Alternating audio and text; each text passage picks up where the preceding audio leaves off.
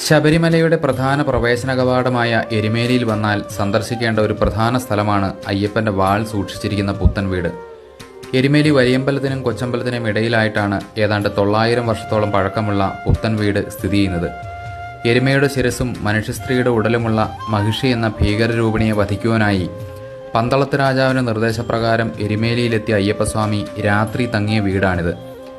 രാത്രിയിൽ ആക്രമിക്കാനെത്തിയ മഹിഷിയെ തന്റെ വാൾ കൊണ്ട് നിഗ്രഹിക്കുകയും ഇന്ന് രുധിരക്കുളം എന്നറിയപ്പെടുന്ന കുളത്തിൽ ആ വാൾ കഴുകി തനിക്ക് രാത്രി തങ്ങാനിടവും ആഹാരവും തന്ന ആ വീട്ടിലെ വല്യമ്മയ്ക്ക് തന്റെ ഓർമ്മയ്ക്കും ആ തറവാടിന്റെ രക്ഷയ്ക്കുമായി അയ്യപ്പസ്വാമി സമ്മാനിച്ചതാണ് ഈ വാൾ. നൂറ്റാണ്ടുകൾ പഴക്കമുള്ള ഈ വാൾ പുത്തൻ വീട്ടുകാർ ഇന്നും ഇവിടുത്തെ അറയിൽ ഭദ്രമായി സൂക്ഷിച്ചിരിക്കുന്നു. പഴയ വീടുകളിലെ അറയും നിരയും സമ്പ്രദായമാണിതിന്. തറകളൊക്കെ ഇപ്പോഴും ചാണകമെഴുകി ഭംഗിയാക്കിയിട്ടുണ്ട്. വിശദമായ കാഴ്ചകളും ചരിത്രങ്ങളുമുള്ള വീഡിയോ നമ്മുടെ ചാനലിൽ കൊടുത്തിട്ടുണ്ട്.